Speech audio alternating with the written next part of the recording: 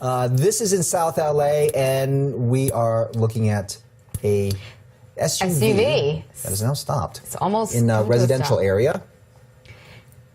A white SUV, and the driver's got the window open, and we don't know much about it looks like there was something coming from the vehicle. This pursuit took place, but you can see that driver's side tire smoking right there. So perhaps he's run over something.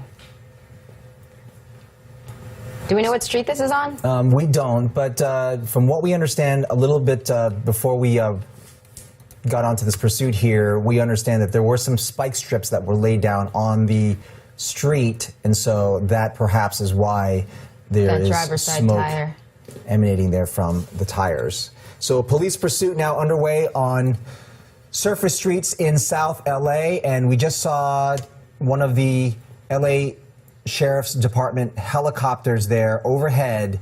Look at him as he goes across that intersection there and across that crosswalk. Two people crossing that crosswalk as he makes this left turn. Onto Normandy.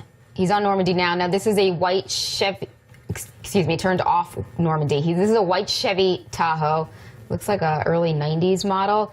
And we're told that the suspect is believed to be armed and dangerous, according to the LA sheriffs.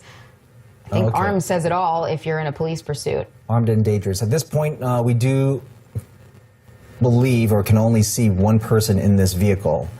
Now, we're told the driver's been driving in circles and that he's trying to talk to people as he drives past them. That was when he was in the area of Vermont and about 43rd. But you can see he's blocked. He's not going very fast through this neighborhood. He was reaching speeds of up to 60 miles an hour at one point, but it looks like he's taking it slow in these residential streets. Then he's slowing down. So the tires, we understand, are not, although they tried to deploy the spike strips before, they were not effective, or they didn't deploy them in time. Going northbound on Western here, and we understand. On the wrong side of the road. Right there on the right, and here comes a crosswalk again. Stopping for pedestrians. Well, that's a good thing. Stopping for a pedestrian at a very busy intersection. And he slowly continues to try to make his way across, stopping all the traffic anyway. Get through the traffic in this busy intersection. You know, LA drivers, why would they even stop? Would you stop? I mean, that was a... So as that was suspicious. He continues to go. As I was saying, they attempted to put some spike strips down earlier, unsuccessful. The smoke that you saw emanating from under the wheel well there somewhere else? It was the brakes. It was the brakes. But they are trying to use those spike strips to slow him down. You can see he's got the window open. It looks like he's holding on to his cell phone there. And apparently he was yelling out the window trying to talk to people as he went by.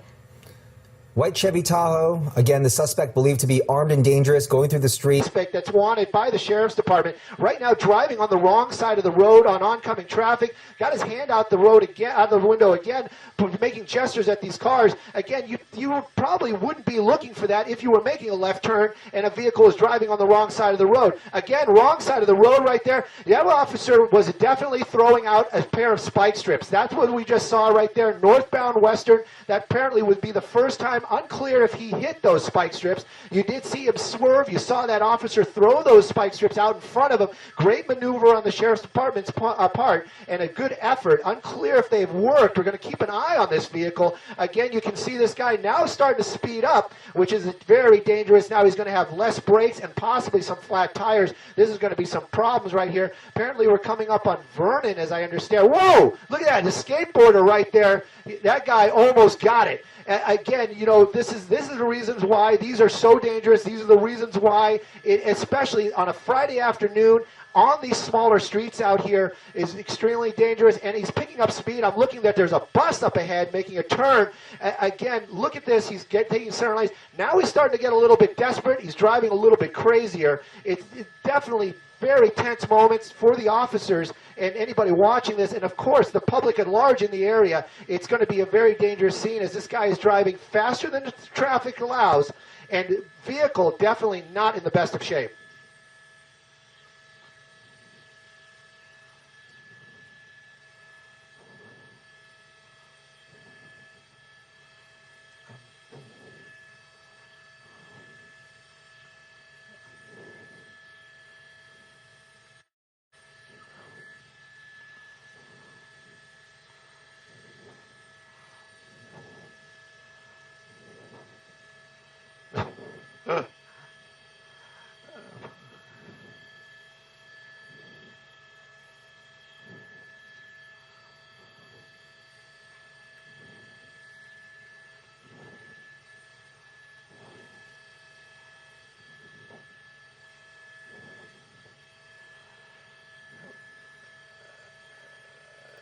Well, you know, it's funny you bring that up right now as we're coming up to another major intersection out here with a lot of cross traffic this afternoon. Again, Friday afternoon, very busy in the downtown area of South Los Angeles. Cut that vehicle off, apparently going very slow. But what the point is right now is that my pilot was just talking with the pilot from the Sheriff's Department down there. Actually, they're probably talking to the Observer. And what we're hearing now is from that other helicopter is domestic violence. There's a domestic violence call. It was the original call for this. It looks like we're coming to a stop out here. The door is open. This guy is getting out of the vehicle. What? Oh, he's got a gun.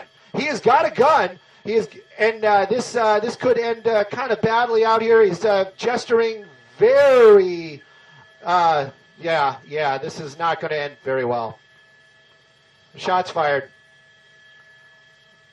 And he's still moving, still going out here. Sheriff's Department.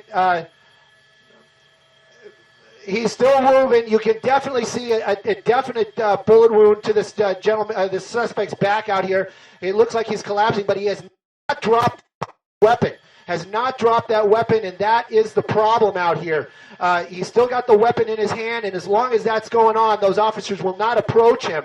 And you know, again, you can see the officers from the Sheriff's Department out here right now doing their tactical moves as this guy still has that weapon in his hand. You can see these officers got their guns out. They're giving him commands. Hopefully he'll be listening. Again, though, you can see the Sheriff's Department in force out here trying to get this guy to subdue. Very, very violent end to this pursuit. Apparently started as domestic violence. He landed on his back. I'm getting very clear orders not to show the suspect at all right now. So that's the reason why I'm not making that move. Last we saw him, he was laying on his back, but that weapon was still very clearly in his hand. And officers from the Sheriff's Department, as long as that suspect is armed, and you saw shots fired from that suspect at officers. So again, this is an extremely dangerous suspect. This vehicle that we're looking at right here, okay, I thought maybe that might be a bullet wound.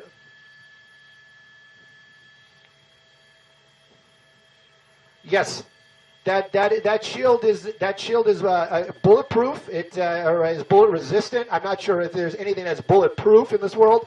Again, though, this could be something they could use to approach that suspect. Again, I don't know if he dropped the weapon or threw it or what he has done with the weapon, but I can tell you officers right here, deputies from the Sheriff's Department, still have their weapons out. They're trying to formulate a plan to take this suspect into custody. Again, though, that suspect extremely defiant. And again, this is a very, very bizarre ending, very violent ending out here in the South Los Angeles area.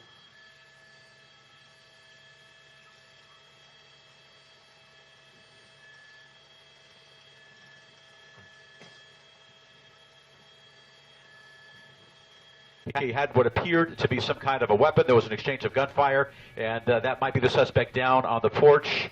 Large fellow on the ground. Yeah, he is on the ground. He's surrounded by sheriff's deputies. But because they believe he had a gun, that's what led to the gunfire. It looks like a chest or a belly wound. We don't know of anybody else who was in the car, but he was a kidnapping suspect.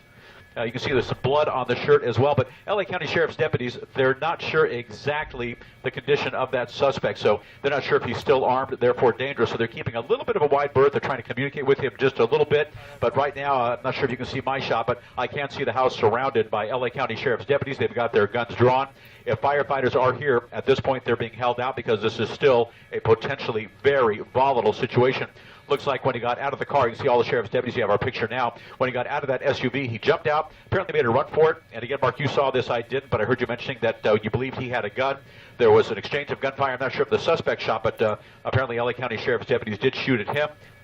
He made several threatening gestures at the end of the pursuit. He got out of the vehicle. Normally, people get out and they either give up or they run. Those are pretty much the two things they basically did. Okay. He did not do that. He reached into his waistband, and made several what would appear to be threatening moves and yelled at his pursuers, yelled at the sheriff's deputies, and gestured wildly. I couldn't tell from our vantage point from Air 7, some 800 feet in the air, with the camera starting to widen out, whether he actually had a weapon in his hands, but the earlier reports were that the suspect was in fact armed, this kidnapping suspect as he was described to us. Yeah. So then that means that they would have been certainly justified, and if they saw a weapon in his hands, they would be justified in firing at him. He is on the porch of this house. You see a dog there? And there's a dog there that looks like it's tied up. He's laying down on his back. Watch that, Paul. And he is, I can't tell if he's got something in his hands or not. Yeah, we can't tell either. That looks like a dog from the house, from the neighborhood. He is still moving. He is down. He's shot. He is injured, and we do see that there is some blood on his shirt indicating he has been shot. And we're hearing now that he does have a gun in his hand. Okay. So that's why LA County Sheriff's deputies right now are keeping a little bit of a wide berth. Make the shot for you just a little bit wider. He apparently has been hit. He is bleeding, but he is still on the ground, and he is moving. And because Sheriff's deputies believe he does have a gun in his hand right now, it wouldn't be in anyone's wide berth for the LA County Sheriff's helicopter in the area. We can't tell if he actually is holding that gun in his hand right now. That's the information we did hear earlier from sheriffs on the ground. Here's some new information we just got. SWAT deputies from the LA County Sheriff's Department, they've been dispatched. Not sure what their ETA is, but they are on the way right now to assist in this situation. That suspect, as you can see, is down on the ground. Appears to have been shot by LA County Sheriff's deputies. We had a tighter shot a short while ago. He's up and he's moving now. That's incredible for someone to be shot, to have a bullet inside their flesh to pierce what appears to be his stomach or maybe his chest and still be able to sit up, communicate, and talk with sheriff's deputies. That is really astonishing. So they might want to also start thinking about, gee, maybe the guy is under the influence of some kind of drugs, alcohol, some kind of medication.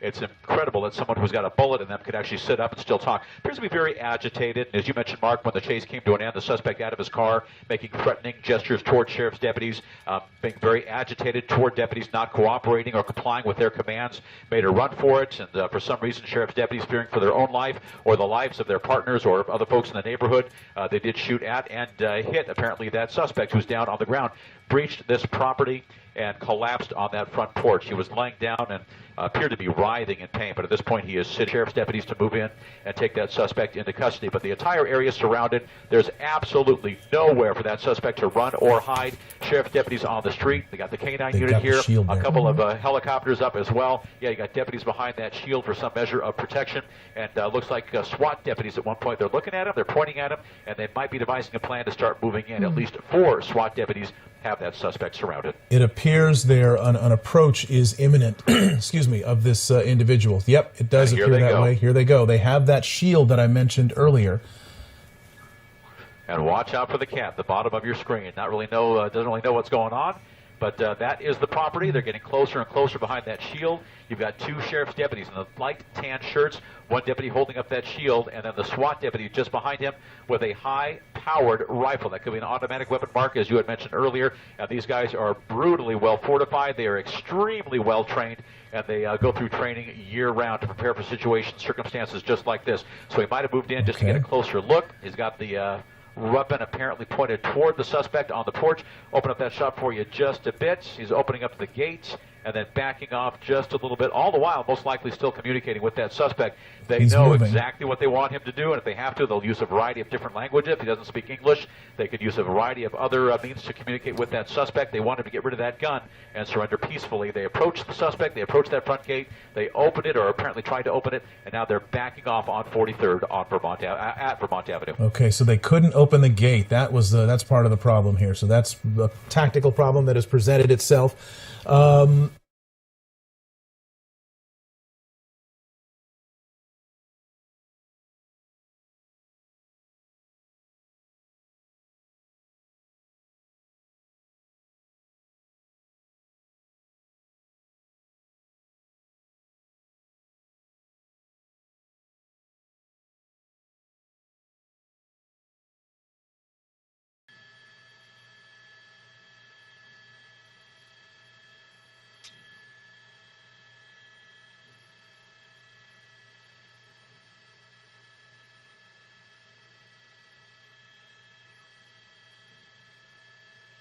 Copy, thank you.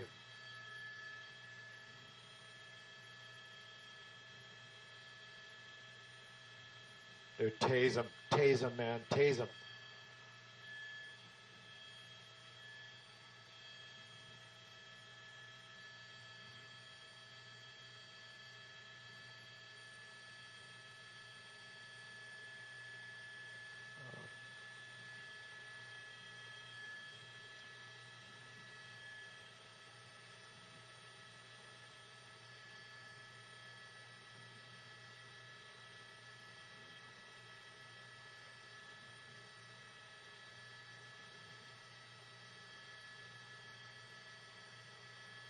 Man, look at this guy.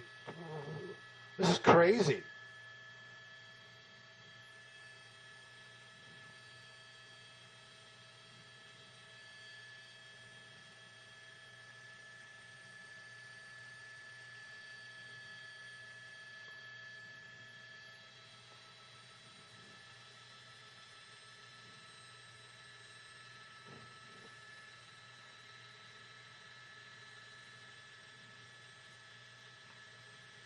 They've got their guns trained on that guy. He is coming out. He's got his hands up. He is most likely seriously injured. He's trying to understand what they're trying to tell him. Do you want me to get down on the ground? He's gesturing toward them, and yes, they want his hands up in the air. They want him to get face down on the ground right now. As he approaches, gets closer and closer. This is being a situation less and less threatening for LA County Sheriff's deputies because he's got his hands up. It is an oversized T-shirt, so he could reach theoretically for another weapon if we need to. We're going to reposition. But it looks like he's walking right to deputies. He's within just a few feet. They've got their guns drawn and trained on him. He is injured, therefore somewhat incapacitated. We're going to reposition the helicopter to come around to the south side, complying with their very commands right now. They're being very specific. Get down on the ground. We know you're injured. Look at all that blood. He's lost a great deal of blood. We're going to double up now to give you that shot. He is down on the ground, very seriously injured. We got the K9 unit here. There he is at the bottom of your screen. They're putting the handcuffs on that suspect, and they are treating this gentleman very, very gingerly. They're being very gentle with him. He is in custody, very seriously injured, pulling the K9 out, pulling that police dog back out. And in time, firefighters, they're very nearby. These are sheriff's deputies, SWAT deputies. They're also very well trained in first aid. They have paramedics with the LA County Sheriff's Department. So if they have to come in and treat the suspect before the firefighters are brought in, that's fine as well.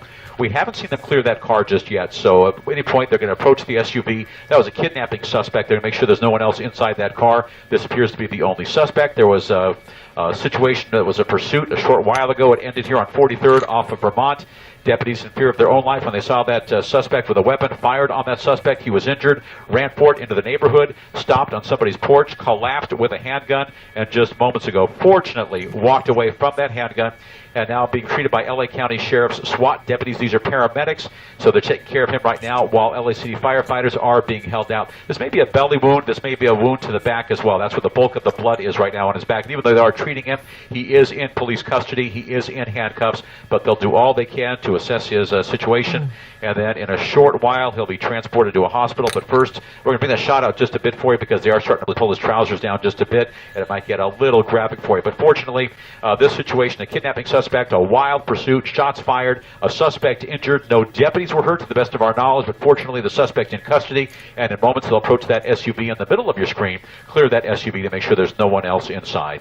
Live from Air 7 HD, I'm Bill Thomas, ABC 7 Eyewitness News. So again, this pursuit and standoff has come to an end. Deputies cutting off his shirt and cuffing him. They now have him in custody. So this was a very dangerous situation that now has appeared to come to an end. The wounded gunman now being taken by SWAT officers and sheriff's deputies on a backboard. He's going to be taken to a nearby ambulance.